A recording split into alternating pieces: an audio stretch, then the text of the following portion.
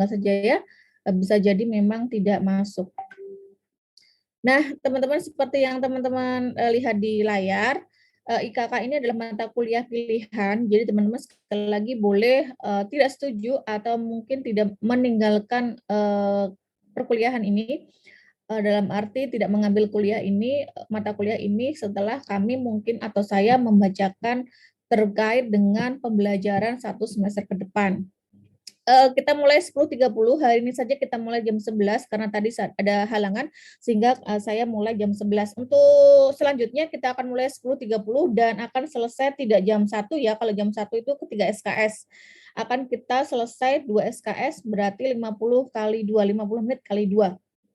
Nanti kalian bisa mulai kita selesai jam 12.15 atau setengah satuan. Oke, ruang di A310 kalau itu offline 2 minggu ke depan dan akan kita lakukan juga melalui Hebat e-Learning dan teman-teman sudah selama kurang lebih 3 tahun ini sudah saya rasa adaptasi terkait dengan perkuliahan online. Jumlah mahasiswa ada 50, bisa berkurang dan bisa bertambah terkait nanti setelah kami menyelesaikan kontrak perkuliahan, pembacaan kontrak perkuliahan. Karena ini mata kuliah spesifik ya, karena kita mempelajari tentang bagaimana kelompok khusus. Maka capaian pembelajaran lulusan pada mata kuliah ini kami harapkan setelah teman-teman mengambil mata kuliah ini atau IKK, teman-teman dapat mengetahui bentuk kebutuhan informasi dan merancang suatu program di perpustakaan yang diperuntukkan untuk atau bagi kelompok khusus sesuai dengan konsep dan literatur yang telah kita ajarkan dengan benar ya. Nanti teman-teman akan diajarkan atau mendapatkan materi terkait dengan hal-hal atau konsep-konsep terkait dengan kelompok khusus itu seperti apa. Jadi kami harapkan teman-teman setelah mengambil mata kuliah ini teman-teman dapat mengetahui dan merancang bagaimana sih kebutuhan informasi bagi kelompok khusus. Nah, kelompok khusus nanti ada banyaknya, nanti teman-teman bisa mengetahuinya. Kemudian capaian pembelajaran mata kuliah, kalau ini lulusan setelah lulus menjadi sarjana dan yang mengambil mata kuliah ini adalah CPL-nya. Tapi kalau CPL mata kuliah setelah teman-teman mengambil mata kuliah ini, kami harap teman-teman dapat menguasai dan menguraikan konsep dan teori terkait informasi dan kelompok khusus. Sehingga dengan mengetahui tersebut dan menguraikan tersebut, teman-teman dapat mengetahui dapat menyediakan solusi dan layanan yang bagi tempat penyandang disabilitas atau yang tepat bagi penyandang disabilitas. Jadi setelah teman-teman mengetahui dan menguraikan bagaimana sih terkait dengan konsep-konsep kelompok khusus tersebut, dan harapan kami teman-teman dapat menyediakan solusi yang tepat bagi para penyandang disabilitas. Dan deskripsi mata kuliah akan saya jelaskan ini terkait dengan pertemuan 1 sampai pertemuan ke-14. Jadi nanti teman-teman saya akan jelaskan materinya. Materinya ada 14 kali pertemuan. Ada ruang lingkup informasi dan kelompok khusus yang akan nanti kita sampaikan pada pertemuan pertama yaitu hari ini.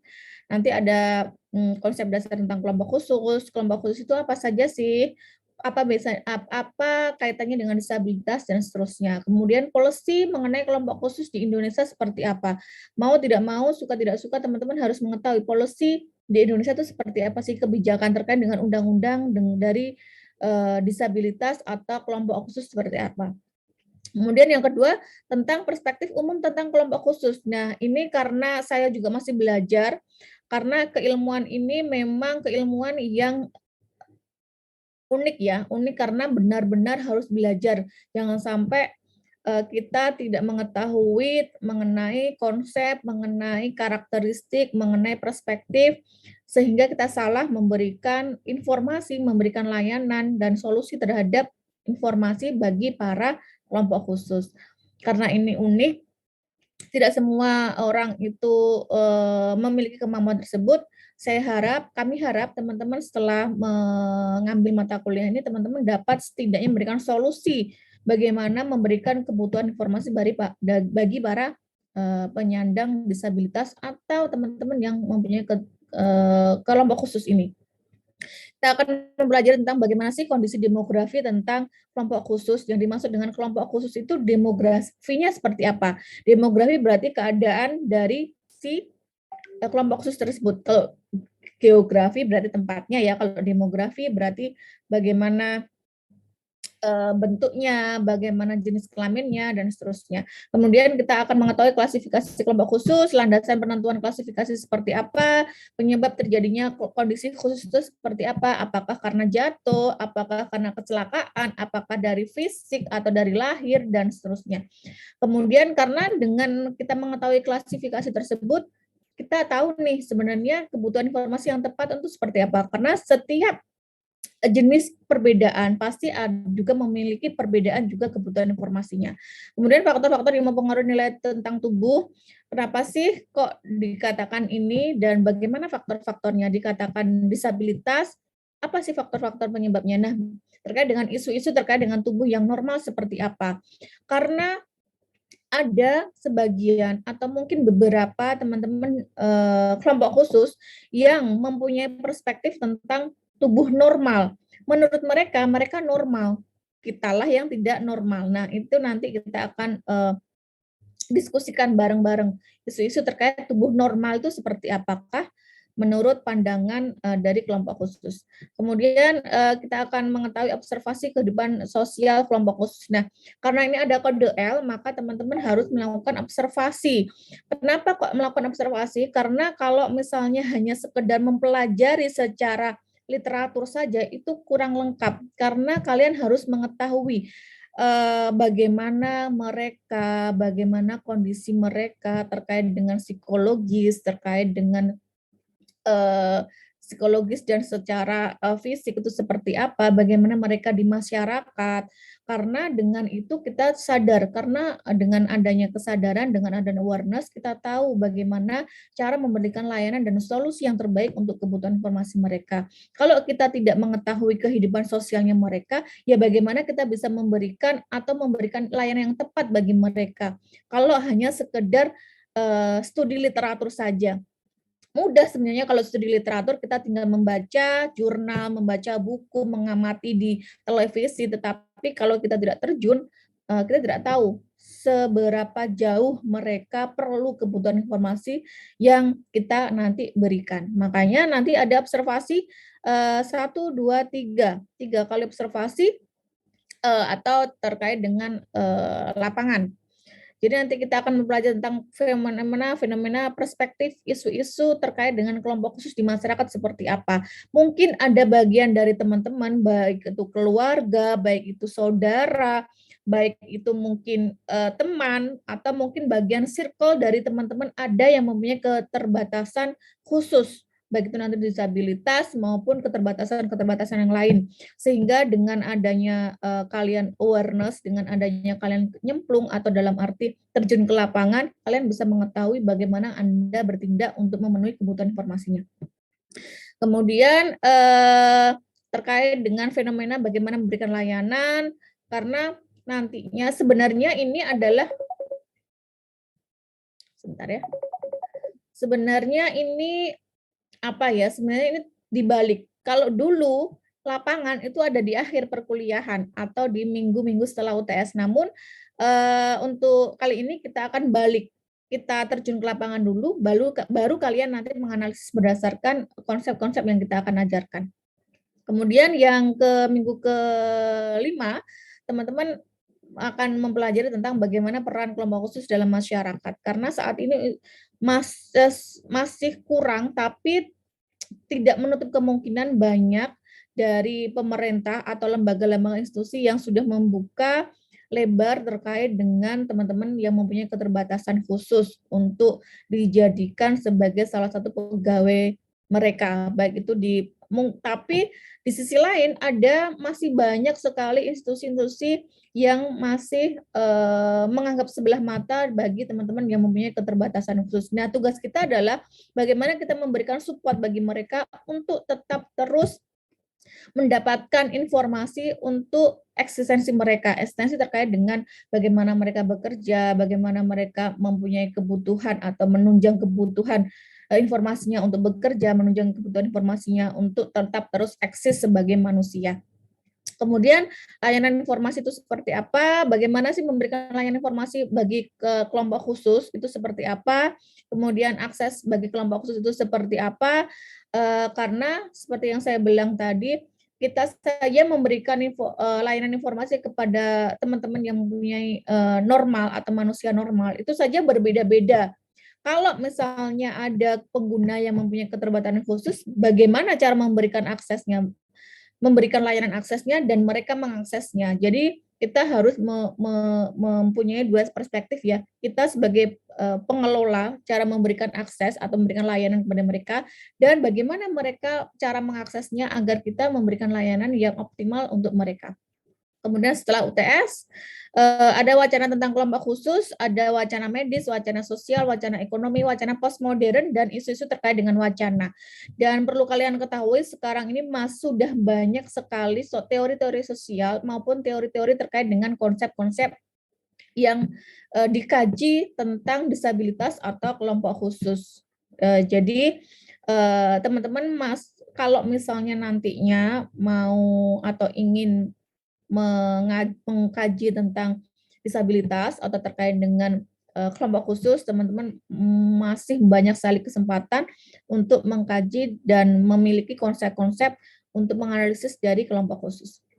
Kemudian minggu ke-9, bagaimana sih peran teknologi bagi kelompok khusus untuk mengakses informasi? Kalau tadi kita mengetahui bagaimana aksesnya dan bagaimana peran teknologi dan bagaimana peran kita sebagai pengelola untuk memberikan layanan terkait dengan teknologi bagi para disabilitas atau kelompok khusus, bukan atau kelompok khusus bukan atau ya, atau disabilitas disabilitas bagian dari kelompok khusus gitu ya. Jadi maafkan saya kalau saya salah tadi, kelompok khusus bukan similar atau bukan kata ganti dari disabilitas, tapi kelompok khusus atau disabilitas merupakan bagian dari kelompok khusus. Kemudian layanan pada pusat informasi bagi kelompok khusus itu seperti apa sih saat ini? Bagaimana ide awal lahirnya layanan tersebut sehingga instansi tersebut mampu memberikan layanan yang tepat bagi para disabilitas atau kelompok-kelompok khusus dan kelompok-kelompok khusus. Bagian SDM-nya, kemudian yang terakhir dan ini 2 kali pertemuan akan dijelaskan oleh Bu Mutia karena saya sebelum UTS dan Bu Mutia setelah UTS akan menjelaskan terkait dengan perspektif teori-teori sosial dalam kajian IKK seperti yang saya jelaskan tadi. Sekarang sudah banyak sekali teori-teori sosial yang mengkaji mengenai kelompok khusus tersebut.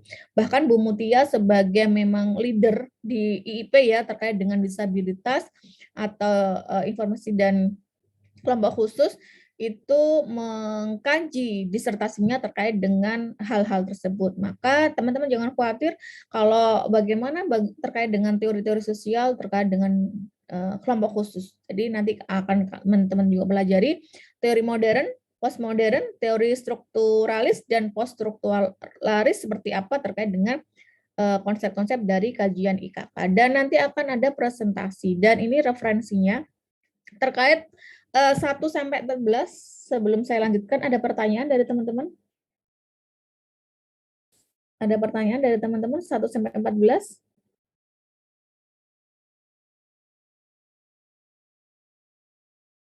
Menunggu. Enggak ada ya.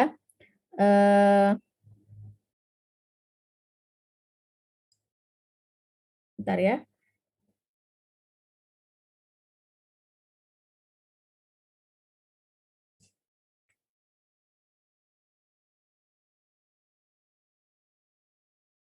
Oke. Kalau tidak ada kita lanjutkan ini referensinya. Tentu saja mungkin kita akan mengupdate referensi ini terkait dengan apa-apa yang karena tadi ada yang saya tambahkan karena setiap tahunnya kami berharap ada selalu perubahan dari kurikulum atau perubahan dari materi-materi yang akan kita ajarkan. Tentu saja apa yang kalian pelajari tentu saja akan sedikit berbeda atau mungkin peningkatan dari setahun berikutnya ya. Jadi kami berharap dan tadi sudah saya atau beberapa minggu yang lalu sudah saya beberapa ganti dan rubah terkait dengan materi-materi yang akan nanti kalian dapatkan. Nah di IKK ini, ada etika dan aturan perkuliahan, tentu saja ini sebenarnya secara general akan saya terapkan di mata kuliah saya. Nomor pertama yaitu jika dilakukan secara online, mahasiswa dihimbau untuk on kamera. Karena sudah tidak ada alasan lagi kalau teman-teman sebenarnya off kamera dalam perkuliahan online, karena sudah sudah adaptasi, sudah tahu bagaimana karakter dosen-dosennya dan seterusnya. Jadi mohon on kamera jika memang melakukan perkuliahan secara online. Dosen yang sewaktu-waktu memanggil mahasiswa saat perkuliahan berlangsung dan apabila selama 3 kali dipanggil diketahui tidak berada di tempat serta tidak menghidupkan kamera dianggap tidak masuk kecuali dengan alasan yang rasional ya. Jadi mohon perhatiannya. Yang masih perkuliahan online maupun offline maksimal keterlambatan 8 menit. Jadi mohon diperhatikan baik itu offline maupun online keterlambatan 8 menit dari jadwal perkuliahan. Jika memang teman-teman tidak bisa sesuai hadir dengan jadwal perkuliahan tersebut, tolong dihubungi dosen tersebut. Sampaikan secara rasional dengan etika yang baik bagaimana Anda kenapa kok tidak hadir tepat waktu. Secara akademik dan alasan yang rasional tolong disampaikan. Kemudian mahasiswa yang telat mengumpulkan tugas ini selalu berlaku di mata kuliah kami ya. Di baik individu maupun kelompok tidak sesuai dengan jadwal pengumpulan tugas akan dikenai sanksi -1 terakumulasi berdasarkan hari keterlambatan. Kalau sekarang dikumpulkan tapi besok harusnya sekarang dikumpulkan, kalau besok baru dikumpulkan maka -1 berlaku secara seterusnya, misal 2 hari, 3 hari dan seterusnya. Dan seperti biasa teman-teman yang belum follow akun media dan alan alternatif silahkan di-follow dan wajib subscribe YouTube Ilmu Informasi Perpustakaan Universitas Airlangga karena kemarin kita dapat teguran nih kenapa mahasiswa yang banyak sekali dan subscribe-nya sedikit. Bantulah kami untuk men-subscribe YouTube kalian atau milih informasi dan perpustakaan atau milih departemen agar dengan hal tersebut setidaknya kita punya branding ya, mohon di subscribe. Nantinya akan saya beri syarat ketika teman-teman mengumpulkan tugas harus subscribe dari YouTube kita, gitu ya. Mohon bantuannya juga teman-teman.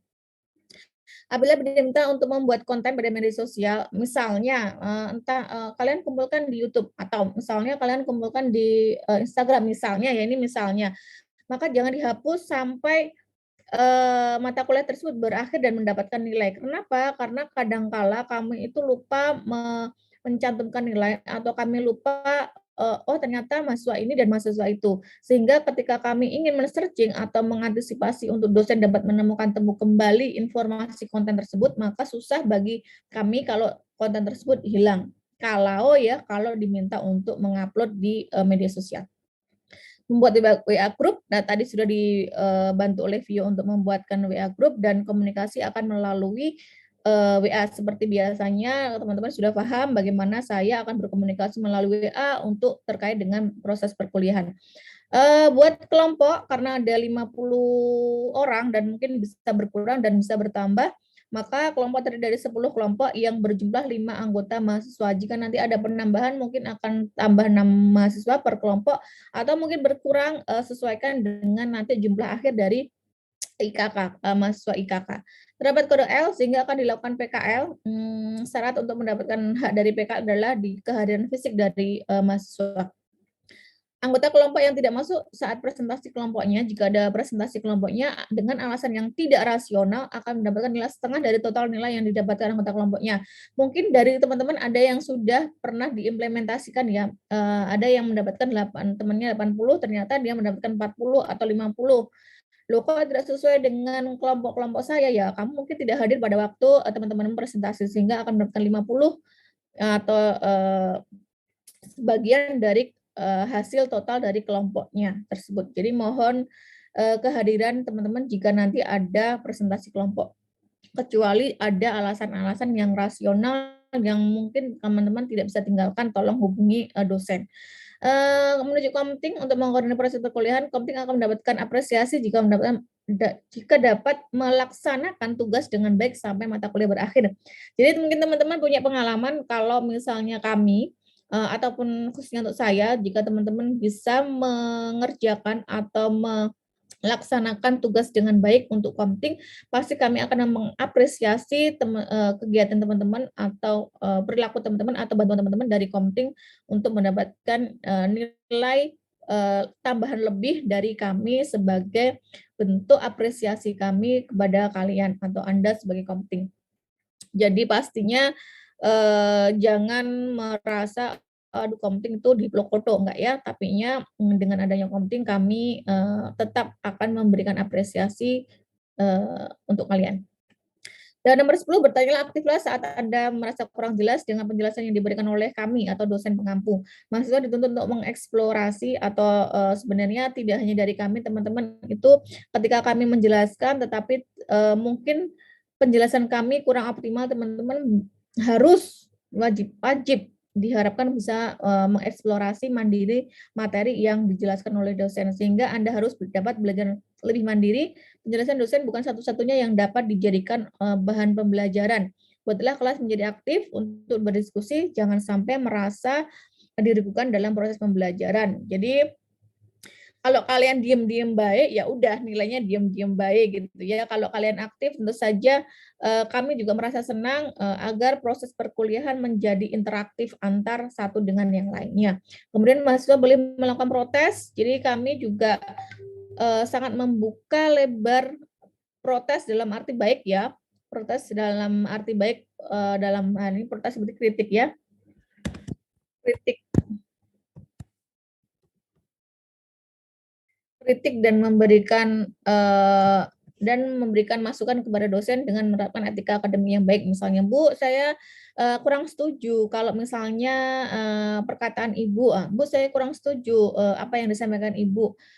Kami atau saya memberikan masukan seperti ini." Jadi jangan sampai kurang setuju itu tapi tidak memberikan solusi ya. Berikanlah pendapat kalian boleh, tapi berikanlah pendapat kalian tentang pendapat kalian tersebut. Jadi kritik dan berikan solusi menurut kalian seperti apa. Ada yang perlu ditanyakan 1 sampai 12 sebelum saya lanjutkan? Tidak ada ya? Aduh Bu, saya ngantuk. Lama banget penjelasannya. Oke, lanjut ya. Komponen evaluasi. Jadi tugas perkuliahan IKK ini ada komponen-komponen, yaitu tugas 1, yaitu tugas dari saya seperti biasa, dan UTS. Tugas 2 nanti kita jelaskan ya. Tugas 2 berasal dari Bu Mutia. Nantinya insya Allah tugas 1 dan 2 atau pertemuan sebelum UTS dan pertemuan setelah UTS tugasnya mungkin akan sama. Sama dalam arti selinier ya, linier. Agar teman-teman tidak lagi membuat tugas baru dan mencari tema baru, kemudian mencari kegiatan-kegiatan baru dan tidak ada relevansinya dengan kegiatan yang kedua atau tugas yang pertama. Kami usahakan tugas 1 dan 2 atau pertemuan pertama atau pertemuan sebelum UTS dan pertemuan setelah UTS tugasnya itu linier, agar teman-teman mudah untuk membuat sebuah tugas. Kami tidak ingin teman-teman juga terbebani dengan tugas-tugas kami. Jadi ada tugas 1 UTS, tugas 2 UAS. Ada komponen tersebut yang akan menjadi sebuah komponen penilaian atau evaluasi Anda mendapatkan nilai untuk 1 semester ke depan. Kemudian untuk keterangan, jadi nanti tugas dari saya adalah tugas observasi seperti yang saya jelaskan di atas tadi. Kenapa kok harus observasi? Karena seperti yang saya sampaikan, kita ada kode L. Selain kode L tersebut, sebenarnya tidak ada L dan ada pun kalian harus tetap observasi. Karena itu yang selalu kami lakukan setiap tahunnya. Meskipun tema-temanya atau kegiatannya berbeda-beda. Kenapa harus observasi atau kenapa harus terjun lapangan? Seperti yang saya jelaskan tadi, kalau kalian hanya sekedar studi literatur, hanya membuat saja atau hanya sekedar melihat, mengamati melalui literatur sekunder, maka kalian tidak tahu, tidak bisa merasakan. Karena perbedaan teknologi dengan manusia itu ada rasa. Kalau kalian misalnya suka sama orang lain atau lawan jenis, itu kan pasti ada rasa. Nah, kalau misalnya kalian tidak terjun ke lapangan, kalian tidak punya rasa, sehingga dengan adanya rasa ini teman-teman bisa mengetahui sebaiknya kami seperti apa sih memberikan solusi atau merancang sebuah sistem atau mungkin sebuah strategi untuk memberikan layanan yang terbaik dan yang tepat bagi para kelompok khusus ini. Yang pertama adalah setiap kelompok wajib mencari informan dari masing-masing kelompok khusus berdasarkan kajian IKK. Mencari informan pada kelompok khusus berdasarkan kajian IKK. Nanti akan kita akan kita jelaskan kelompok khusus itu apa saja. Jadi nanti akan kita pilih teman-teman yang mempunyai keterbatasan khusus atau kelompok khusus itu seperti apa saja. Misalnya ada yang mungkin bagi teman-teman disabilitas penglihatan, misalnya ada yang teman-teman disabilitas uh, uh, fisik misalnya, atau mungkin ada yang memperoleh disabilitas terkait dengan tidak bisa mendengar misalnya ya, atau tuli. Jadi nanti kita kita sesuaikan dengan apa yang nanti kita sampaikan di minggu pertama ini. Kemudian setiap kelompok tidak boleh sama dengan kelompok lainnya terkait jenis kakak atau kelompok khusus yang akan diobservasi. Tentu saja kelompok satu tidak boleh sama kelompok dua dan seterusnya. Nanti akan kita bagi sesuai dengan nanti komting yang akan membantu saya, dan akan kita bagi setelah teman-teman tahu kelompok khusus itu seperti apa yang akan saya jelaskan setelah ini. Lokasi KK di mana saja di seluruh Indonesia. Misal di Surabaya, di Jogja, di Malang, dimanapun itu bebas. Bu, saya di Kalimantan, monggo. Bu, saya di Papua misalnya, monggo. Jadi lokasi di mana saja bebas di seluruh Indonesia, jangan di luar negeri ya, di seluruh Indonesia. Adapun observasi yang digali observasi tersebut adalah sebagai berikut. Fenomena terkait perspektif dan isu-isu kelompok khusus di masyarakat. Sebenarnya kelompok khusus ini nanti kita bagi ya, kelompok khusus nanti yang Anda ambil adalah apa? Misalnya disabilitas penglihatan. Terkait isu-isu di masyarakat seperti apa? Misalnya disabilitas penglihatan itu selama ini di masyarakat itu dianggap sebagai misalnya ya orang-orang yang mempunyai mempunyai, mohon maaf, misalnya di masyarakat itu dianggap sepele, tapi di sisi lain ada enggak kok di masyarakat saya, di lingkungan saya, teman-teman yang atau disabilitas penglihatan itu dianggap salah satu bagian dari walinya Tuhan misalnya ya, ini misalnya. Jadi sebenarnya isu-isu terkait dengan disabilitas tersebut atau perspektif tentang isu-isu kelompok khusus tersebut itu di masyarakat seperti apa. Kemudian bagaimana fenomena kebutuhan informasi spesifik digali dalam observasi bagi kelompok khusus. Jadi misalnya teman-teman yang mendapatkan spesifik tentang disabilitas penglihatan, bagaimana sih kebutuhan informasi mereka selama ini? Selama ini seperti apa?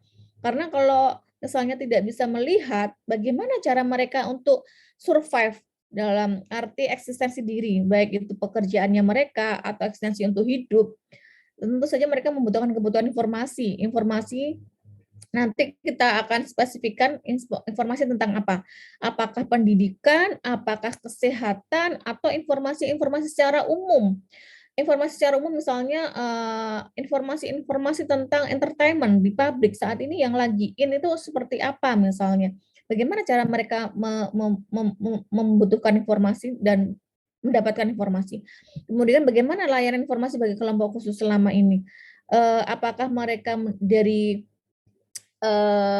perpustakaan, saya rasa sangat sedikit orang atau teman-teman dari disabilitas itu, kalau itu disabilitas penglihatan misalnya, itu sangat sedikit kalau misalnya mengaksesnya di perpustakaan misalnya. Bagaimana layanan informasinya dan bagaimana cara mengaksesnya, yang terakhir ya.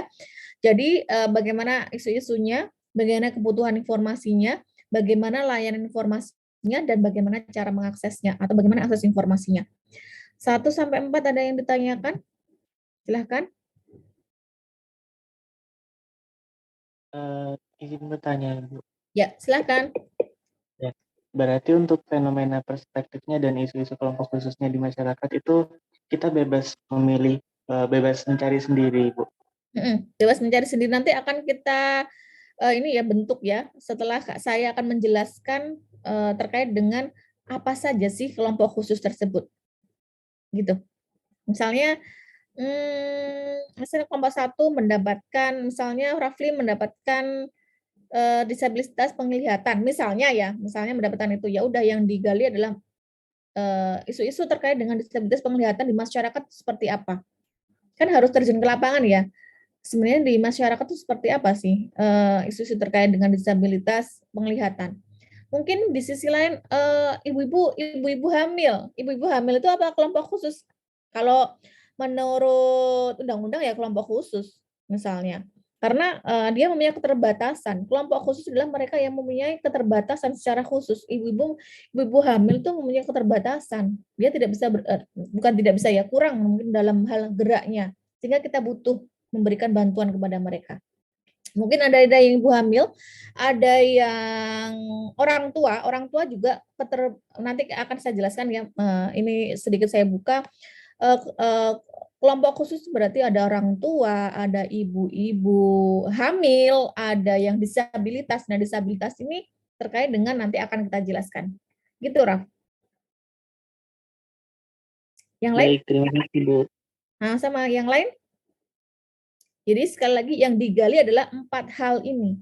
Bagaimana isu-isu di masyarakat, bagaimana kebutuhan informasinya, bagaimana layanan informasinya, bagaimana layanan informasinya selama ini.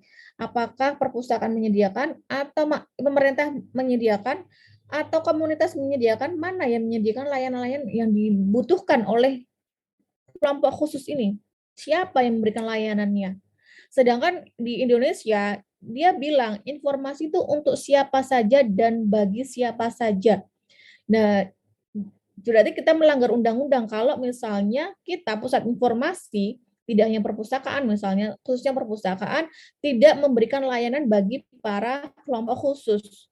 Jangan-jangan selama ini yang diberikan layanan hanya kalian-kalian saja, orang-orang atau teman-teman yang memiliki normal secara fisik, atau bagi teman-teman hanya jangan-jangan perpustakaan, salah satu pusat informasi, itu hanya memberikan layanan bagi teman-teman mahasiswa saja, padahal ini perpustakaan umum. Jangan-jangannya ini banyak. Nah, siapa yang memberikan layanan informasi? Terus bagaimana cara mengaksesnya? Memberikan banyak ya, saya rasa ini menjadi isu-isu yang sudah umum ya. Banyak sekali perpustakaan, ini contoh perpustakaan karena salah satu dari pusat informasi.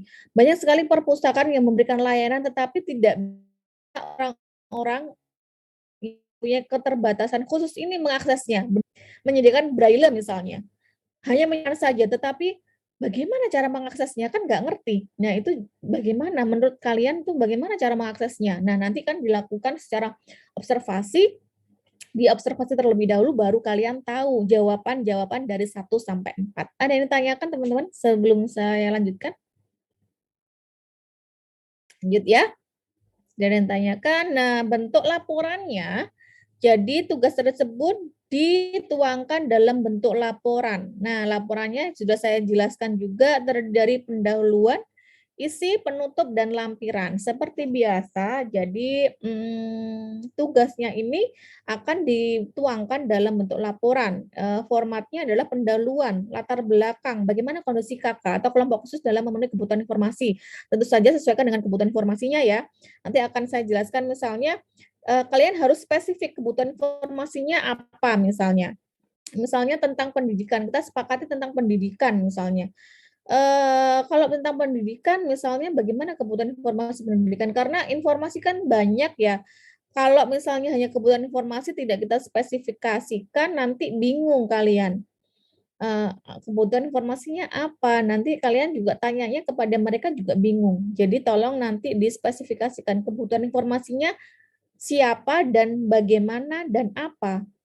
Untuk siapa berarti nanti disabilitasnya atau dan kelompok khususnya itu apa, dan apa saja kebutuhan informasinya, apakah kebutuhan informasi pendidikan, kesehatan, entertainment, olahraga, dan seterusnya, mana kebutuhan informasinya apa.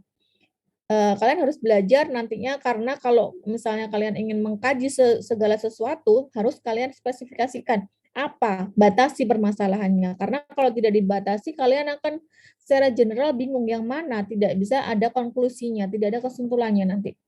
Kemudian manfaatnya, melakukan observasi itu apa, tujuan melakukan observasi itu apa, kemudian gambaran umum tentang informan tersebut terkait dengan materi kedua. Materi kedua itu tentang bagaimana demografinya, berarti apa cewek apa cowok, kemudian kondisi tubuhnya seperti apa, apakah mohon maaf cacat dengan lahir atau memang cacat. Kalau misalnya cacat itu kan ada yang lahir memang disabilitas tentang sejak lahir, ada yang memang bawaan atau memang kecelakaan atau pas dewasa. Nah, nanti gambaran umumnya seperti apa. Terus isinya, hasilnya, bagaimana perspektif dan isu kelompok khusus. Jadi menjawab dari fenomena 1 dan 4. Kalian tuangkan saja bagaimana hasilnya. Jangan lupa dianalisis bagaimana analisisnya terkait dengan hal tersebut. Tentu saja kalau analisis, tentu saja teman-teman perlu terkait dengan data-data sebelumnya atau perkataan para ahli terkait dengan keempat hasil atau keempat bidang-bidang yang akan kalian gali. Kemudian penutup, kesimpulan dan saran tentu saja, dan lampiran bukti transkrip wawancara dan foto-foto observasi.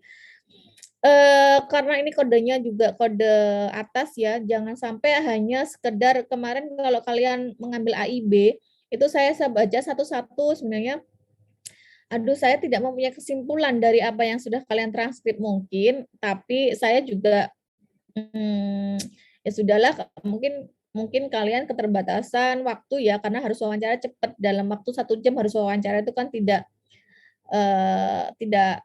kurang efektif. Nah, karena ini saya beri waktu banyak, maka sebenarnya wawancara tidak hanya sekali 2 kali, kalian bisa wawancara 3 kali, 4 kali sesuai dengan kebutuhan kalian. Jadi dengan bukti transkrip ini kita bisa tahu sebenarnya apa sih keempat hal yang akan kalian gali, dan foto-foto observasi. Kalian melakukan wawancara, tentu saja ketika kalian memfoto orang tersebut atau lingkungan tersebut, tolong izin.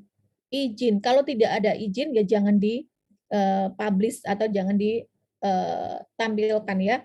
Izin dulu, boleh nggak saya foto tapi tidak saya publish untuk kebutuhan tugas saya. Kalau tidak boleh, apakah boleh di crop misalnya, atau bagaimana? Kalian apapun mulai dari sekarang, kalau kalian di tempat umum harus izin orang tersebut. Sebenarnya ya, meskipun saya juga masih belajar dengan hal tersebut. Meskipun kalian di tempat umum, sebenarnya kalau kalian mempublish muka manusia itu harus izin, meskipun di tempat umum. Sebenarnya begitu polisinya. Tapi saya juga masih belajar hal-hal tersebut. Jadi jangan asal memfoto orang kemudian publish ya, meskipun itu di tempat umum. Itu menurut pendapat saya. Dan beberapa polisi di berbagai konsep-konsep yang sudah dituangkan di intellectual property ya, gitu. Ada yang tanyakan dari laporannya? Laporan aja setengah jam ya, ini setengah jam ya, belum materi. Kemudian tidak ada batasan jumlah halaman, jadi bebas jumlah halamannya tidak ada saya batasi. Kemudian jangan lupa ya kalau pendahuluan tadi saya sampaikan latar belakang, daftar isi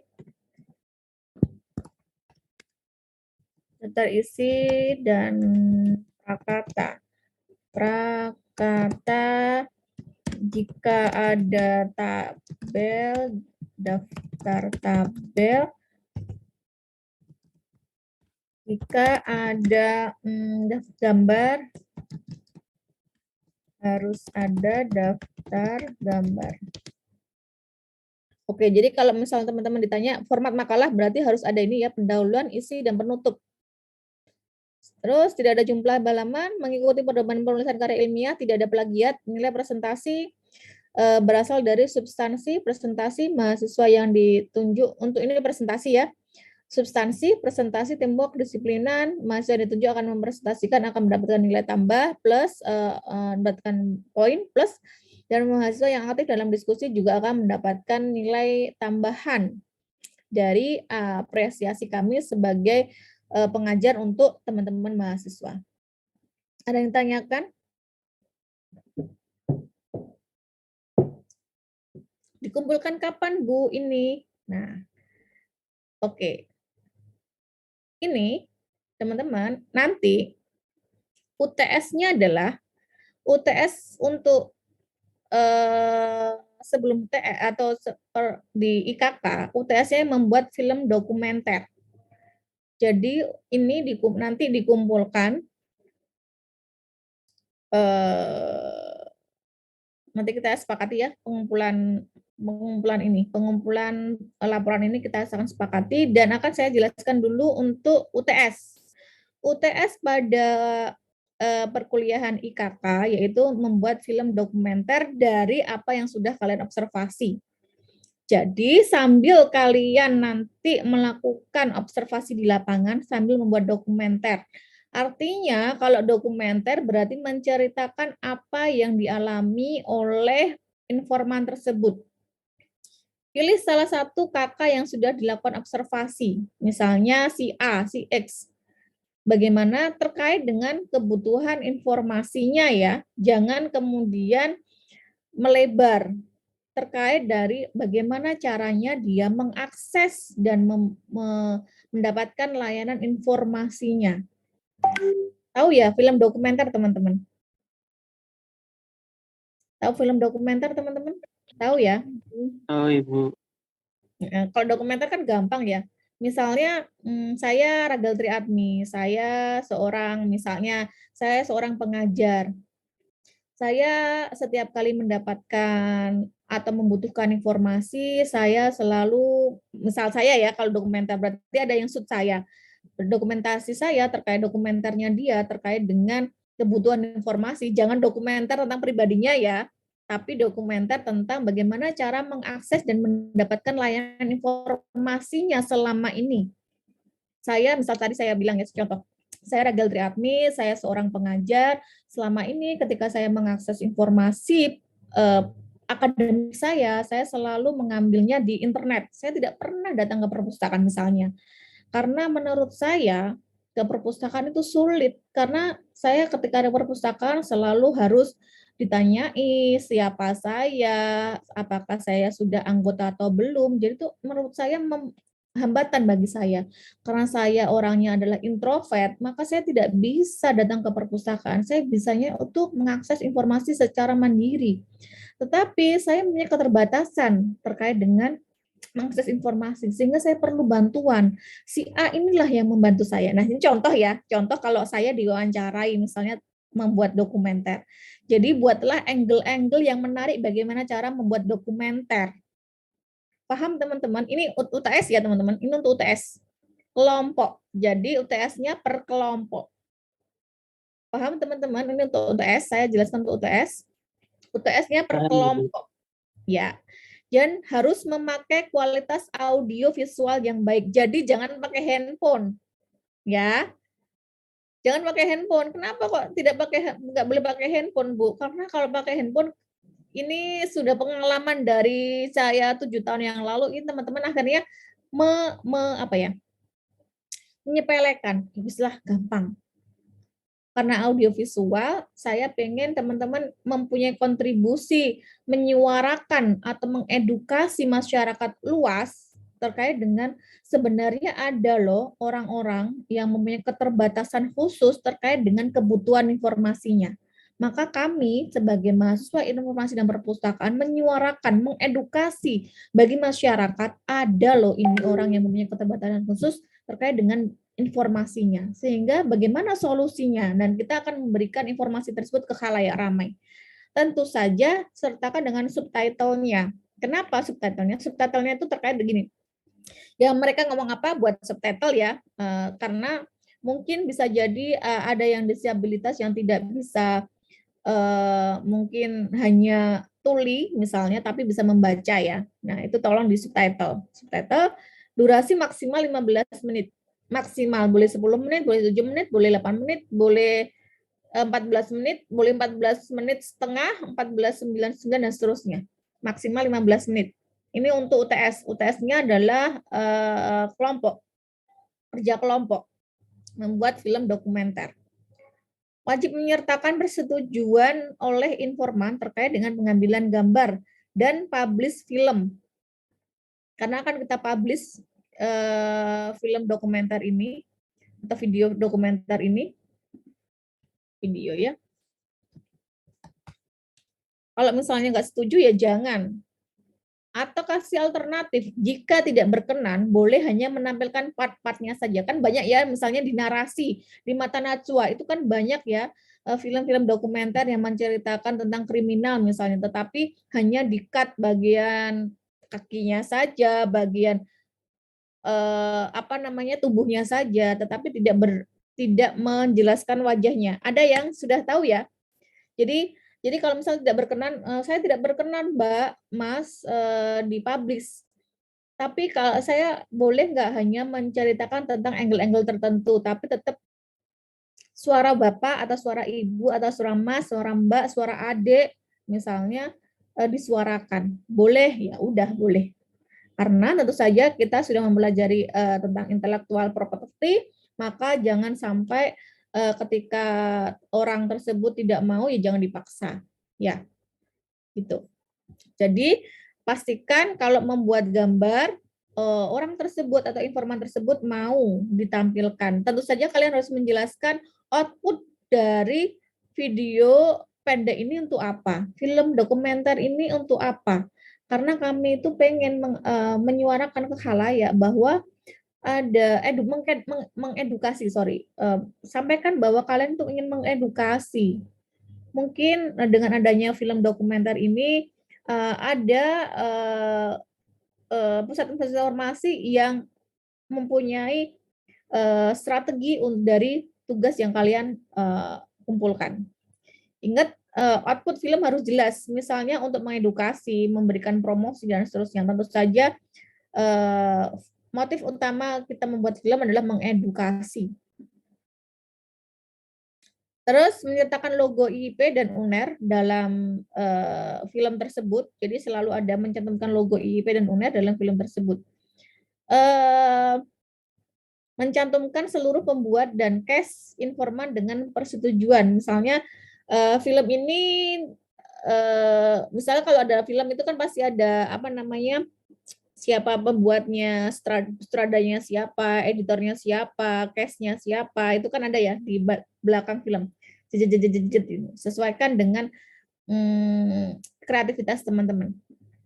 Saya lupa pastikan audio hasil dari biasanya kan teman-teman kalau membuat film atau membuat video itu ada backsound-nya ya teman-teman ya. Backsound-nya itu jangan sampai mengambil dari intellectual property yang tidak disetujui. Paham ya maksud saya? Pastikan audio ini atau background suara, background suara harus original atau apa yang namanya teman-teman, harus asli, original atau apa ya? Ada masukan? Harus memiliki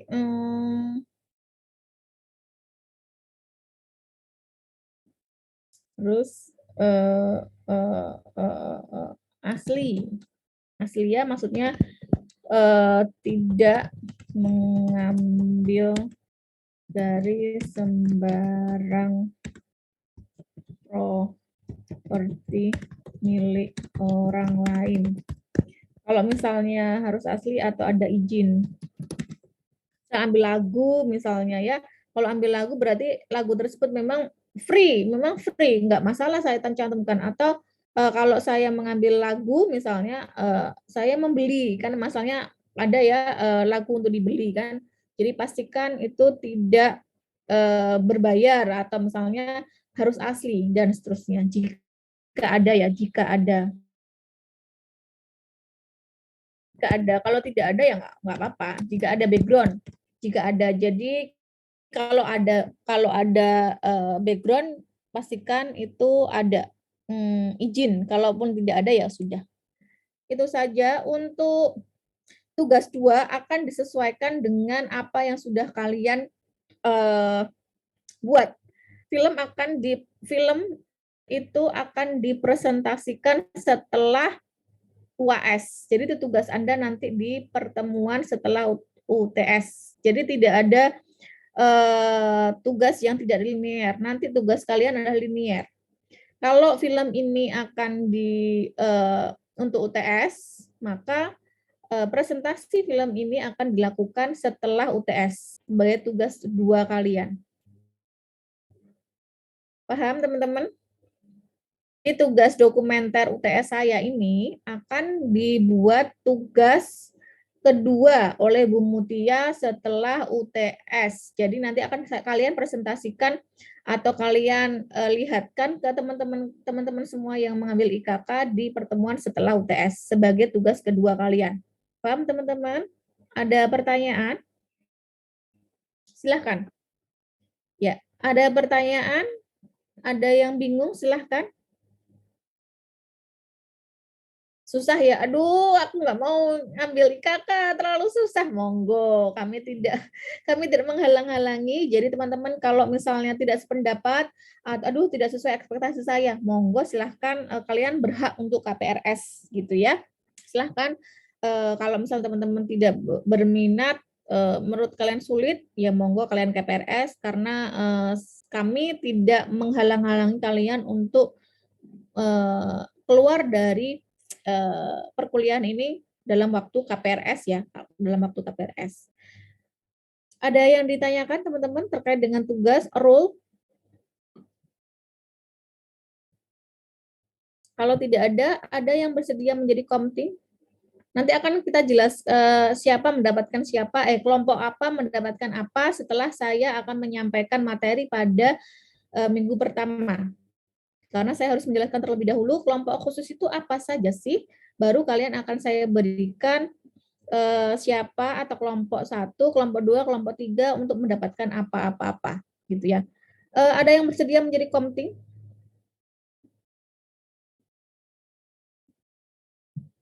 Ada yang bersedia menjadi komting? Ada yang bersedia menjadi komting pada mata kuliah IKK?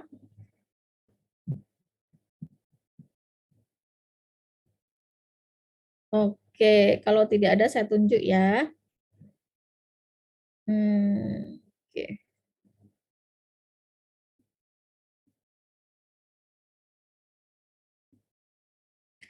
Hari ini tanggal 15. Hari ini tanggal 15.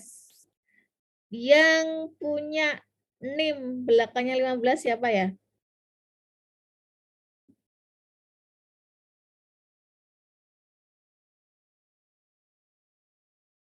15.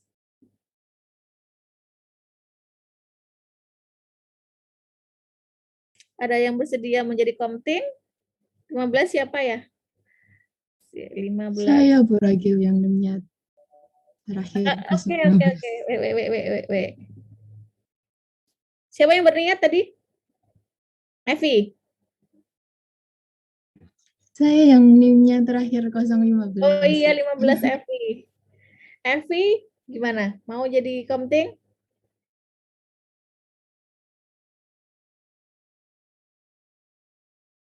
Gimana Ev? Evi rumahnya mana? Saya rumahnya Nganjuk, Bu. Nganjuk. Sekarang di Nganjuk ya? Iya, masih di Nganjuk. Oke. Ya Pak Ev? Iya, Bu, bersedia. Sedia ya Ev? Oke. Bentar ya. Ini kok nggak bisa naik. Nanti ini ya. Nanti komting Evi. Ada masukan teman-teman selain Evi? Kalau menurut Evi, partner yang cocok menjadi komting siapa, Ev? Menurutmu?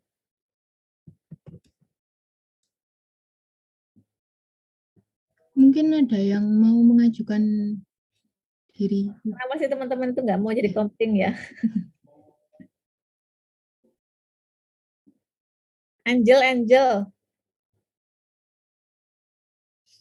Kenapa sih teman-teman itu nggak mau jadi komting? Why not gitu?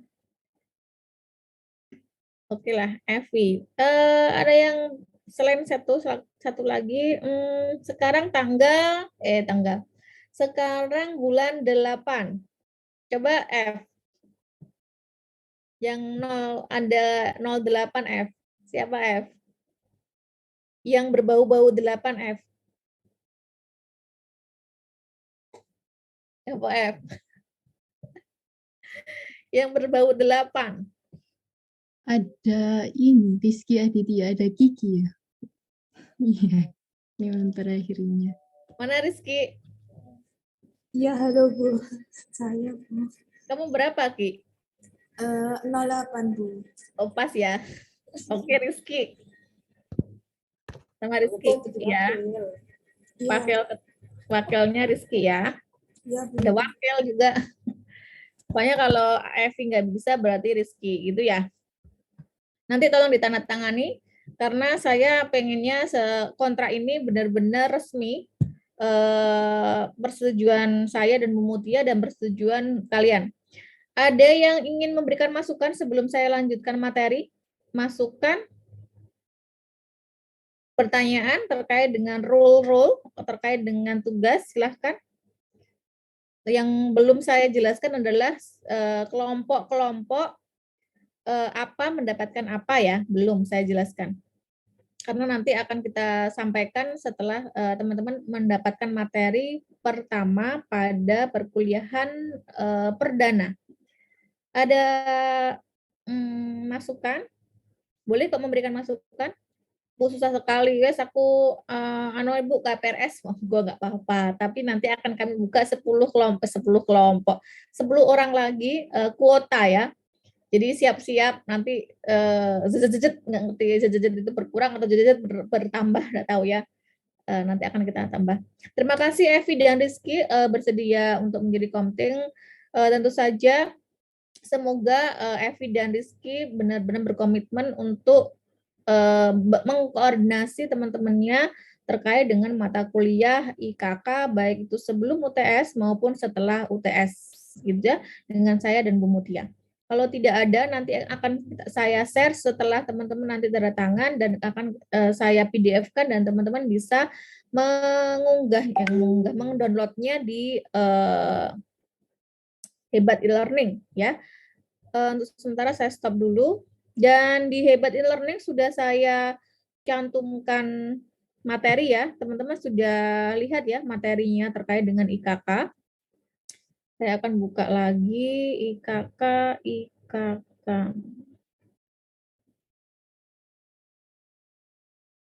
IKK pertemuan pertama sudah saya unggah di aula.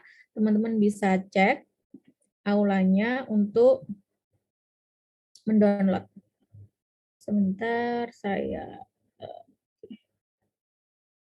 BTW gimana kabar kalian? Sudah selesai magang? Sehat-sehat? Sehat, Ibu. Evi magang di mana, Ev? Saya magang di Poltekkes Surabaya. Oh, Poltekkes Surabaya ya. Berarti ini mudik dulu ke Nganjuk. Iya, kemarin tanggal 5 itu udah terakhir. Oke. Faisal, di mana Faiz? Saya di ini Bu, di perpustakaan Untak. Oh iya, Untak ya kamu ya, lupa saya. Bimbingan saya sendiri. Rizky Iya, di mana, Riz? Saya Bu. Hmm. Itu Bu di Dinas Perpustakaan dan Kearsipan Kota Madiun Bu. Oh, Madiun ya. Oke. Mungkin teman-teman yang ada di sini yang sudah magang mungkin punya kemudian ide. Waduh, aku kayaknya kemarin aku mau mengambil salah satu informan dari pengguna perpustakaan yang di mana tempat magang saya yang terkait dengan disabilitas atau terkait dengan kelompok khusus. Boleh. Jadi mungkin ada yang sudah berinteraksi dengan teman-teman pengguna perpustakaan di tempat kalian magang. Jadi kalian tidak 2 kali jalan, boleh. Nah, teman-teman sudah dilihat, sudah kelihatan ya? Oke. Karena tidak ada yang bertanya terkait dengan rule, terkait dengan tugas, maka saya anggap teman-teman paham dan saya anggap teman-teman menyetujui apa yang sudah saya sampaikan. Ingat, UTS-nya berkelompok, membuat dokumenter, dan teman-teman harus observasi terkait dengan 4 fenomena, dan observasinya itu kemudian dibuat dokumenter. Seperti yang saya contohkan tadi ya. Ingat, ada aspek-aspek tertentu yang kalian harus pahami terkait dengan intellectual property, terkait dengan kualitas dan seperti yang saya sampaikan. Baik, saya lanjutkan seperti yang awal tadi saya sampaikan, bahwa yang pertama atau yang minggu pertama di materi pertama terkait dengan konsep dasar tentang kelompok khusus. Saya mengajar IKK ini kurang lebih 4 tahun, 4 tahun setengah lah ya, 4 tahunan. Dan saya diberi tanggung jawab oleh Bu Mutia untuk menjadi tim pengampu di mata kuliah IKK. Sebenarnya saya juga masih insecure ya terkait dengan IKK ini, karena kalau Bu Mutia memang terkait dengan bidangnya. Kalau saya memang hanya mempelajari pada waktu perkuliahan, tetapi tidak secara mendalam. Jadi saya harap teman-teman di sini benar-benar saling membantu kita untuk mendiskusikan terkait dengan kelompok khusus. Jadi sama-sama belajar. Kalau yang saya tahu dan saya pelajari akan saya sampaikan ke kalian, dan mungkin teman-teman bisa saling berinteraksi, kita untuk saling berinteraksi. Apa yang belum saya tahu mungkin teman-teman tahu, tolong silahkan saling memberi tahu, namanya sharing ya. Jadi saling belajar. Jadi yang pertama saya ulangi, kita akan belajar tentang konsep dasar tentang kelompok khusus. Apa sih kelompok khusus tersebut? Nah, kalau kalian tadi sudah mendengarkan, kelompok khusus itu tidak hanya sekedar teman-teman disabilitas. Ternyata kelompok khusus yang kita pelajari, yang kita kaji dalam IKK itu adalah secara umum kelompok khusus adalah masyarakat atau individu yang karena keadaan fisik, mental, maupun sosial, budaya, dan ekonominya perlu mendapatkan bantuan, bimbingan, dan pelayanan. Saya ulangi, secara general, kelompok khusus dalam bidang IKK atau kajian yang akan kita pelajari ke depannya, yaitu masyarakat. Jadi kelompok ya, society di masyarakat atau berkelompok, atau individu, perorangan, yang karena keadaan fisiknya, berarti keadaan fisiknya atau mentalnya maupun sosial dan budayanya atau ekonominya perlu mendapatkan bantuan, bimbingan, dan pelayanan. Kalau keadaan fisik jelas, kalau keadaan fisik kan jelas ya, berarti teman-teman yang disabilitas, contohnya keadaan fisik misalnya, atau ibu-ibu yang hamil, itu kan keadaan fisiknya. Kalau mental juga jelas. Kalau sosial budaya, itu contohnya seperti apa ya teman-teman? Kalau kelompok khusus, menurutmu Rizky apa Riz? Menurut sepengetahuanmu, kalau sosial dan budaya, orang-orang sekelompok atau individu yang mempunyai keterbatasan sosial dan budaya, itu contohnya seperti apa Riz? Kalau menurutmu, sepengetahuanmu? Mungkin lebih ke suku sih Bu. Semisal kayak suku, mungkin suku Baduy, terus dia ingin mengakses informasi ke perpustakaan kota, itu kan mungkin jenjang kayak pengetahuan mungkin rada kurang, nah itu bisa masuk ke kelompok khusus itu. Ya, betul. Sudah paham ya, sosial budaya. Kalau ekonomi, contoh ekonomi Evi sebagai komting pertama, contoh ekonomi seperti apa kelompok khusus terkait dengan ekonomi yang perlu bantuan dan bimbingan? Mungkin kelompok yang baru terkena bencana alam, terus kemudian ekonominya juga ikut terganggu. Jadi mungkin kelompok tersebut karena ekonominya tadi keganggu karena bencana alam, jadi kan ekonominya turun, sehingga perlu adanya kemajuan ekonomi lagi. Oke, tidak salah, benar, tidak salah. Namun, teman-teman, tidak semuanya benar-benar. Jadi keadaan fisik, mental, maupun sosial, budaya, dan ekonominya perlu mendapatkan bantuan. Berarti kalau ekonomi, berarti yang dimaksud ekonomi misalnya selain teman-teman yang mungkin sedang mendapatkan musibah ya, mungkin ya ekonomi. Kalau misalnya teman-teman yang mungkin pegawai baru tidak punya rumah, itu bisa nggak namanya kelompok khusus? Waduh, istilahnya dalam bahasa Jawa bambung, tahu bambung ya teman-teman? Nggak punya tempat, itu termasuk nggak teman-teman? Tunawisma, kalau disebutnya tunawisma, tidak punya rumah, itu termasuk nggak menurut teman-teman? Tunawisma Termasuk, Bu. termasuk ya, betul termasuk. Contoh, gelandangan, termasuk nggak gelandangan? Ya termasuk ya, karena tidak punya rumah, tunawisma. Kalau mental jelas ya teman-teman, jangan bilang gila ya, nggak boleh bilang gila. Sekarang bilang apa teman-teman? Oh,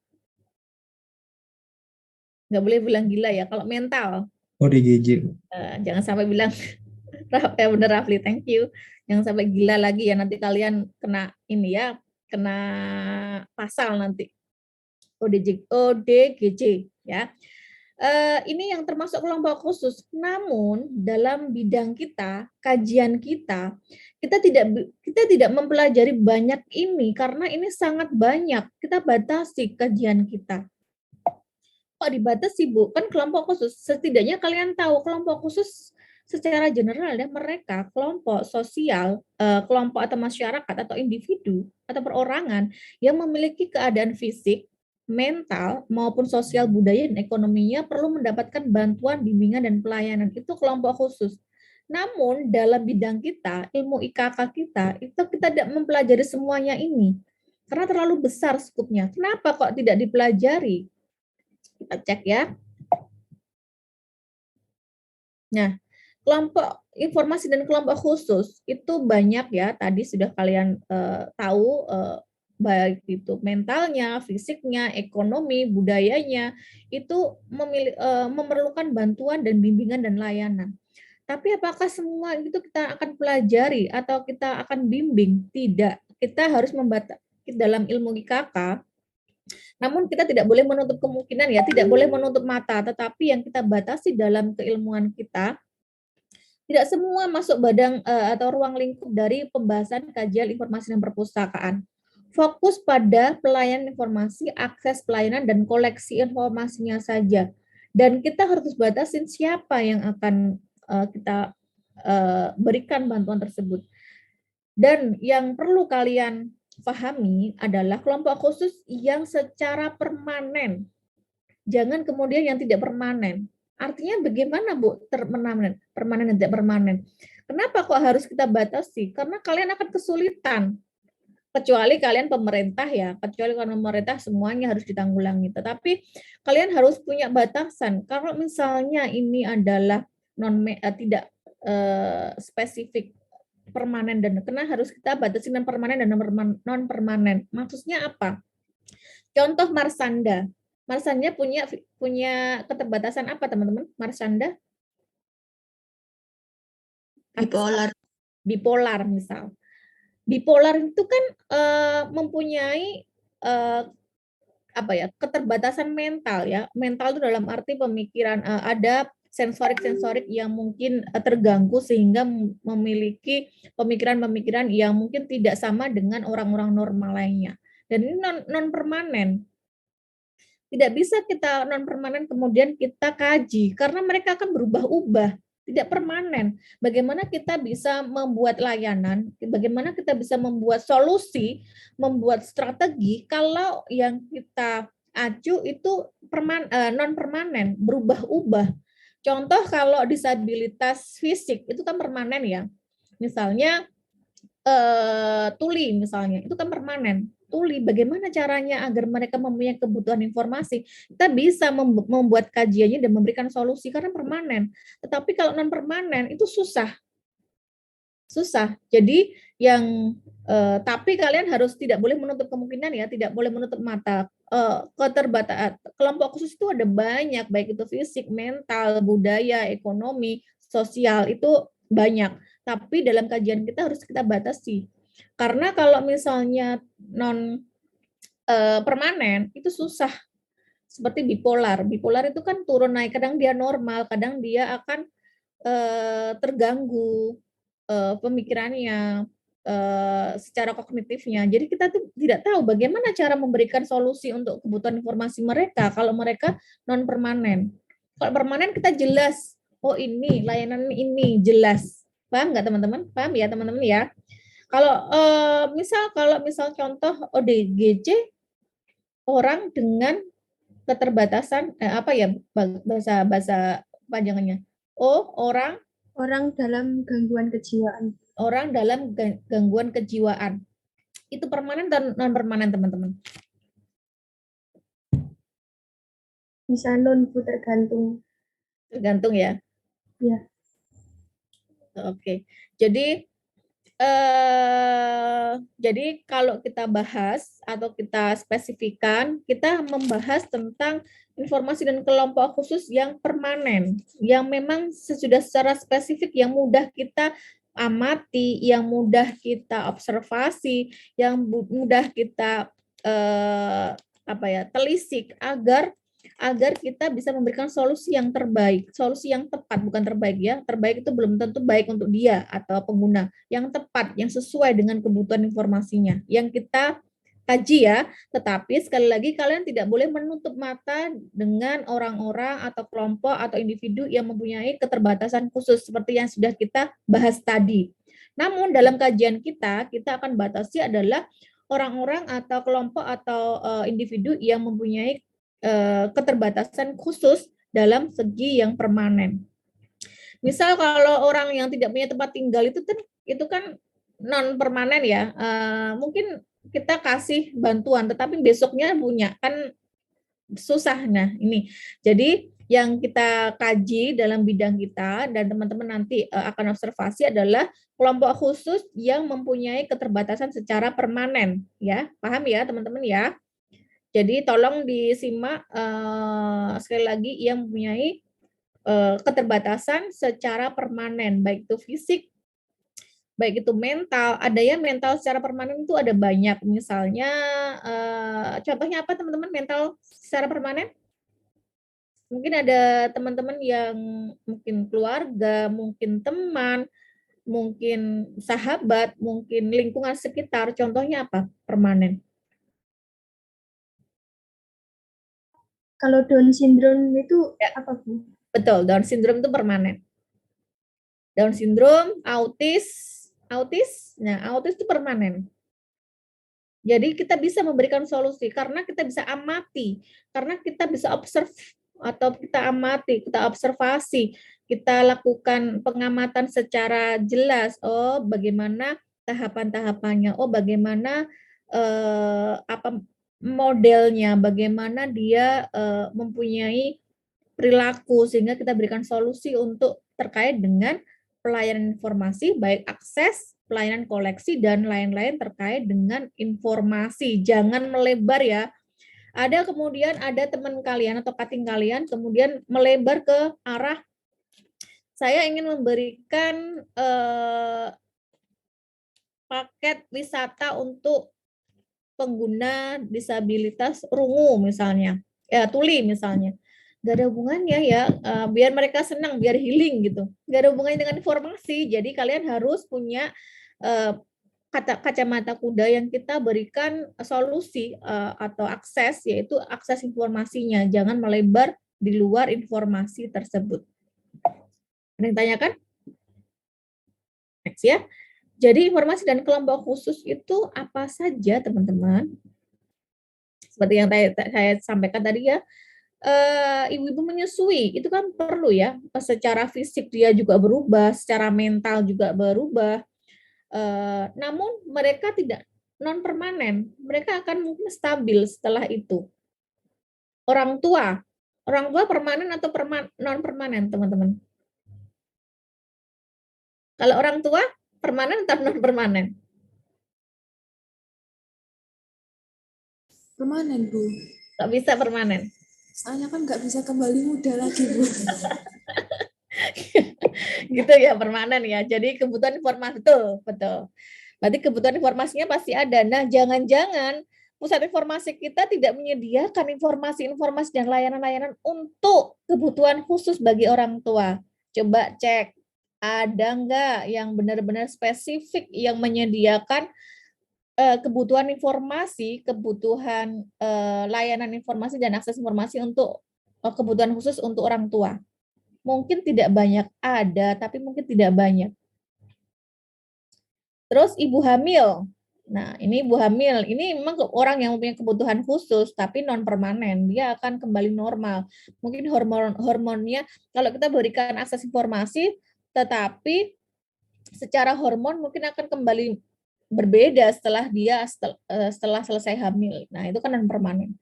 Nah, sama dengan orang-orang yang memiliki secara ekonomi tunawisma. Nah, itu kan non permanen ya, tidak permanen.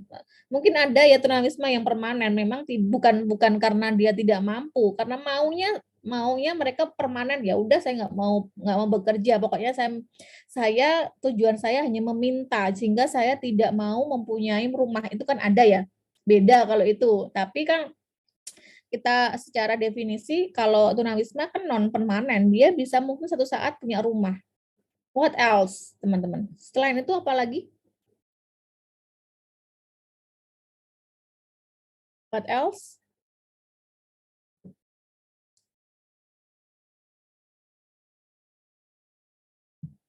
Pas ya. Oke. Nah, yang paling memungkinkan adalah selain kelompok khusus tadi secara mental, fisik, sosial, ekonomi, ada yang namanya secara fisik itu ada. Nah, ini yang mudah untuk kita mudah untuk kita observe, karena secara permanen dia secara fisik dia permanen. Misalnya ada orang yang tidak dapat atau memiliki keterbatasan fisik, misal tidak mempunyai kaki ya. Saya tuh kalau ngomong misalnya tidak punya kaki, contoh itu apa yang namanya teman-teman? Bahasanya apa? Nah, itu yang saya sekarang masih banyak sekali harus belajar. Misal tidak boleh menyebutkan tidak dapat mendengar, harusnya tuli. Nah, itu saya masih juga harus belajar. Karena menurut masyarakat, isu-isu masyarakat di kelompok mereka disabilitas khususnya itu tidak mau disebut dengan hal-hal tertentu atau konsep-konsep tertentu, definisi-definisi tertentu yang menurut mereka tidak mereka sepakati. Mereka tidak mau disebut tidak bisa mendengar, maunya tuli gitu. Nah, itu juga masih saya pelajari. Begitu dengan teman-teman ya, saya juga tolong diingatkan ketika saya salah menyebutkan menyebutkan definisi terkait dengan teman-teman disabilitas. Seperti yang saya sebutkan tadi, kelompok khusus itu tidak sama dengan disabilitas. Disabilitas itu bagian dari kelompok khusus. Paham ya teman-teman ya? Sekali lagi saya ulangi, kelompok khusus itu cakupannya lebih besar. Maka disabilitas itu bagian dari kelompok khusus. Karena disabilitas artinya apa sih? Nanti kita akan pahami lebih dalam ya. Sekali lagi, kelompok khusus itu bukan berarti disabilitas. Klarifikasi jika saya salah, apa yang saya sebutkan mungkin saya masih dalam bahasa Jawa itu selegenje ya. Menyebutkan kelompok khusus atau disabilitas itu tidak sama ya teman-teman. Atau itu berarti similar atau sama arti. Kalau menyebutkan atau, padahal itu tidak sama. Disabilitas itu bagian dari kelompok khusus. Karena banyak sekali kelompok khusus, ada ibu-ibu melahirkan, ada ibu-ibu menyusui, ada orang tua, ada suku-suku terpencil, dan seterusnya. Maka bagian dari kelompok khusus adalah disabilitas ini. Banyak ya disabilitas, ada tunarungu, tunawicara, kemudian ada yang blind. Blind itu sama sekali tidak bisa melihat. Pernah suatu saat cutting kalian ada yang blind. Blind itu sama sekali tidak bisa melihat. Banyak ya di FISIP itu kita salah satu fakultas yang awareness atau mungkin setidaknya menerima banyak dari kelompok khusus, baik itu autis. Autis itu juga ada ya yang mempunyai IQ yang tinggi sekali, sehingga dia saya pernah meneliti 1 tahun meneliti tentang autis. Jadi bagaimana seorang autis itu mempunyai jenis-jenis yang berbeda-beda. Ada autis yang memang mempunyai disorder yang mempunyai intelijensi tinggi, ada autis yang mempunyai keterbatasan secara intelektual dan seterusnya. Ada banyak sekali jenis-jenis dari disabilitas autis, tidak bisa berjalan, tunarungu, tunawicara, dan seterusnya. Dan saya masih banyak belajar terkait dengan konsep-konsep penyebutan dari disabilitas, dan mohon saya diklarifikasi dan mohon saya ditegur jika memang saya salah sebut, karena saya juga masih belajar terkait dengan penyebutan disabilitas ya, jenis-jenis disabilitas gitu. Next. Nah, menurut pasal 1 angka 1 pasal 4 ayat 1 Undang-Undang nomor 8 tahun 2016, disabilitas itu ada definisinya. Disabilitas adalah, ingat, disabilitas adalah salah satu bagian dari kelompok khusus. Kenapa harus kita highlight? Karena disabilitas merupakan salah satu kelompok khusus yang mempunyai keterbatasan secara permanen, sehingga kita mudah untuk mengedukasi, mudah untuk mengobserv. Tapi kalian tidak boleh sekali lagi menutup mata terkait dengan kelompok khusus lainnya. Kita kembali ke materi. Penyandang disabilitas adalah setiap orang yang mengalami keterbatasan fisik ya, intelektual, mental, dan atau sensorik dalam jangka waktu yang lama, seperti yang saya sebutkan, atau permanen, yang dalam berinteraksi dengan lingkungan dapat mengalami hambatan. Nah, ketika mereka ingin berinteraksi dengan lingkungan, baik sosial maupun terkait dengan eksistensinya dia sebagai seorang manusia, mengalami hambatan dan kesulitan untuk berpartisipasi secara penuh dan efektif dengan warga negara lainnya berdasarkan kesamaan hak. Padahal di dalam undang-undang semua warga Indonesia mempunyai hak yang sama dalam memiliki pendapat, kemudian mendapatkan informasi. Itu bunyi undang-undang kita. Namun di sisi lain, saat ini mungkin sampai saat ini masih ada ketimpangan atau gap yang terjadi dalam terkait dengan perlakuan disabilitas di masyarakat. Sekali lagi saya ulangi, menurut pasal 1 angka 1 dan pasal 4 ayat 1 Undang-Undang nomor 8 2016, disabilitas adalah setiap orang yang mengalami keterbatasan secara fisik, intelektual, mental, dan atau sensorik dalam jangka waktu yang lama dalam berinteraksi dengan lingkungan dapat mengalami hambatan. Ketika berinteraksi dengan lingkungan dapat mengalami hambatan dan kesulitan untuk berpartisipasi secara penuh. Kalau kita secara normal, manusia normal yang dimiliki atau diberikan kesempurnaan oleh Tuhan Yang Maha Esa, mendapatkan hak penuh, maka mereka kesulitan untuk mendapatkan hak penuh dan efektif dengan warga negara lainnya berdasarkan kesamaan hak. Itu disabilitas. Nah, bagaimana polisi pemerintah Indonesia mengenai kelompok khusus saat ini menurut undang-undang tersebut atau menurut kebijakan-kebijakan yang ada di Indonesia. Nah, ini akan kita bahas minggu depan terkait dengan polisi pemerintah Indonesia mengenai kelompok khusus terkait dengan informasi. Nah, itu materi hari ini. Jadi materi hari ini hanya saya sebutkan disabilitas itu apa sih, kelompok khusus apa saja sih, bagaimana definisi disabilitas terkait dengan kelompok khusus. Kenapa disabilitas harus di-highlight, seperti yang saya sampaikan tadi, karena memang disabilitas memiliki jenis yang permanen terkait dengan kelompok khusus tadi. Nah, di Indonesia bagaimana polisi pemerintah Indonesia mengenai kelompok khusus terkait dengan informasi? Ini akan kita diskusikan minggu depan, polisi pemerintah Indonesia mengenai kelompok khusus. Jadi mohon dipelajari minggu depan terkait dengan kelompok khusus atau polisi pemerintah mengenai kelompok khusus, boleh disabilitas, boleh kelompok khusus lainnya terkait dengan polisi-polisi yang ada di Indonesia.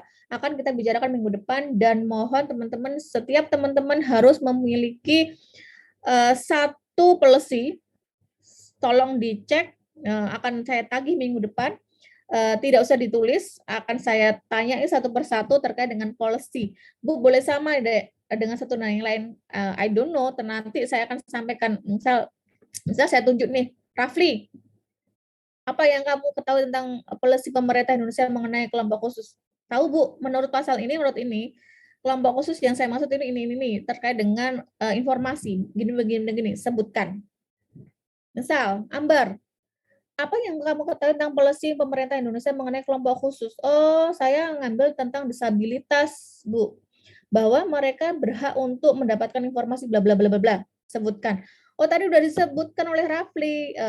Dia saya nggak tahu, Bu. Ya udah gitu ya. Pokoknya ya nggak usah tanya temennya, simpan sendiri satu saja tugas individu, nggak usah ditulis.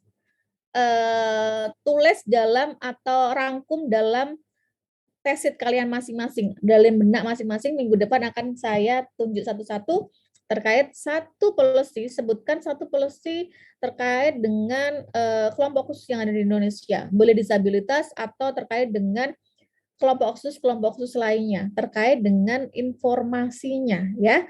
Jangan panjang lebar atau melebar kemana-mana ya, terkait dengan informasinya. Minggu depan akan kita bahas atau kita diskusikan terkait dengan polisi tersebut, dan akan saya tambahkan terkait materi-materi berikutnya. Nah, karena akan saya akhiri, maka saya ingin Evi dan Rizky untuk mencatat kelompok-kelompok, karena tadi ada 50, mungkin akan ada penambahan atau mungkin ada yang berkurang, tergantung ya KPRS-nya bagaimana. Tolong dibentuk 5 kelompok ya, tadi yang saya bilang ya. 5 kelompok 5 kelompok ya. 5 kelompok atau 10 kelompok ya tadi, saya lupa. 10 kelompok 5 orang. Oh ya, 10 kelompok 5 ya. 10 orang 5 kelompok ya. 10 kelompok 5 orang. Ya, Iya, Ibu. Sorry. 10 kelompok 5 orang, dan tergantung bisa berkurang bisa lebih. Dan minggu depan sudah ada nama-nama disabilitas, nama-nama kelompok khusus yang akan dibuat observe. Minggu depan sudah ada, karena minggu ketiga kalian harus terjun ke lapangan. Terjun ke lapangan dimanapun. Akan kita bahas di minggu kedua. Rizky dan Evi bisa bersedia ya, minta tolong ya, di list 10 kelompok terdiri dari 5 or 6 or 4. Nanti tergantung KPRS apa enggak ya teman-teman ya. Coba silahkan dipilih kelompok khusus yang akan kalian jadikan sebagai observe atau kalian jadikan informan kalian. Pastikan informan tersebut yang mudah untuk dibuat film dokumenter ya. Misal, saya orang tua sajalah, nggak mudah, ibu saya aja wes, nggak apa-apa ya, nggak masalah. Ibu saya aja wes orang tua. Tapi apakah ada teman-teman yang lain yang sudah mengambil orang tua? Tidak boleh sama, karena tidak boleh sama. Nah, mungkin untuk adil, mungkin dikocok aja ya, F ya. Jangan kalau misalnya saya duluan, saya orang tua saya duluan disabilitas misalnya tunarungu. Nggak boleh gitu. Mungkin paling adil ya mungkin dibuat ini ya, Evi dan Rizky ya, dibuat kocokan ya, biar adil ya. Jangan dahuluan siapa. Kalau dahuluan siapa nanti pasti akan mengambil yang paling mudah ya. Tolong dikocok saja, nggak ngerti caranya, apakah melalui pemutaran itu ataukah melalui sistem apa, monggo dibicarakan. Yang jelas minggu depan, nggak usah minggu depan kali ya. Kira-kira kapan, F? Minggu ketiga, tapi itu langsung terjun gitu, Bu. Ya, langsung ke lapangan. bicarakan di ini ya, di grup ya. Iya. Mungkin 2 hari ke depan sudah bisa memilih kelompok khususnya. Mungkin dari saya sama Rizky-nya ngelis dulu 10 kelompok khususnya. Gitu. Betul, gitu ya. Iya. Ingat yang permanen ya, yang permanen, jangan yang non permanen, biar kalian mudah untuk mengobserv. Kalau tidak permanen nanti kalian susah untuk mengobserv gitu ya. Saya tunggu, mungkin saya minta bantuan 3-4 hari ke depan, setidaknya sudah ada siapa-siapa dan apa-apa saja. Nanti kita bahas minggu depan. Jangan lupa minggu depan akan kita diskusikan terkait dengan policy. policy pemerintah Indonesia terkait dengan kelompok khusus, apakah itu orang tua, apakah itu disabilitas, tolong nanti disebutkan apa terkait dengan informasinya. Untuk kontrak, nanti saya akan share ke Evi, silahkan nanti ditandatangani, dan setelah itu dibuat PDF, akan saya unggah di Hebat, biar teman-teman bisa mendownload, gitu ya. Oke, kalau ada pertanyaan teman-teman? Bu izin bertanya. Ya, silakan. Ini untuk absennya hanya lewat Pusmi aja ya, Bu? Enggak Ya. yang biasanya itu? Ya, biasanya itu apa? Yang tanda tangan ya? Yang apa?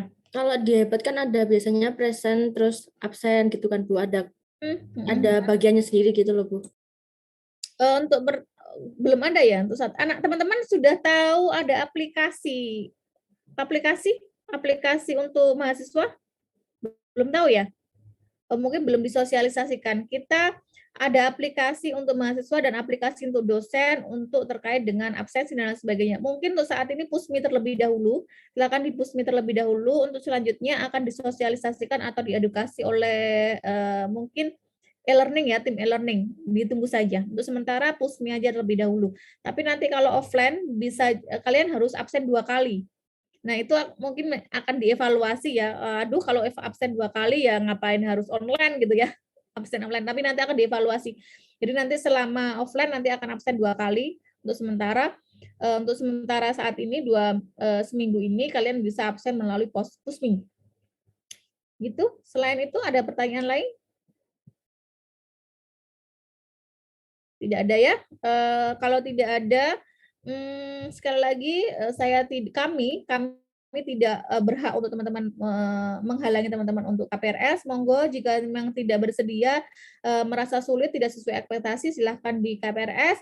Jika misalnya nanti insya Allah akan kami tambahkan 10 lagi kuota, jadi sampaikan mungkin ke teman-teman terkait dengan kuota tersebut. Kalau tidak ada, sampai jumpa minggu depan. Jangan lupa tugasnya individu dan jangan lupa segera membuat kelompok dan akan kita lakukan PKL atau tadi observe ya. Jadi mungkin PKL, nanti kalau PKL tidak ada perkuliahan. Teman-teman sebelumnya ada kuliah sebelum ini? Sebelum mata kuliah ini ada kuliah? Sebelum IKK ada yang Ada, Bu. Ada, Bu. Apa mata kuliahnya? PJI. Apa Akbal? Pelayanan dan jasa informasi, Bu. Pelayanan dan Jasa informasi. Oh, PJI ya? Ya. Oh, Pak Koko. Oke. Karena nantinya kalau ada PKL kalian tidak usah masuk karena itu dihitung untuk absensi ya. Gitu. Nanti akan kita bicarakan minggu depan. Saya tunggu tugas-tugasnya. Saya akhiri sekian. Terima kasih untuk hari ini dan salam sehat. Sampai jumpa besok kalau kalian mengambil KM di saya. Terima kasih. Saya akhiri. Wassalamualaikum warahmatullahi wabarakatuh. Selamat siang. Waalaikumsalam Waalaikumsalam warahmatullahi wabarakatuh. Selamat siang. Terima kasih. Recording stopped.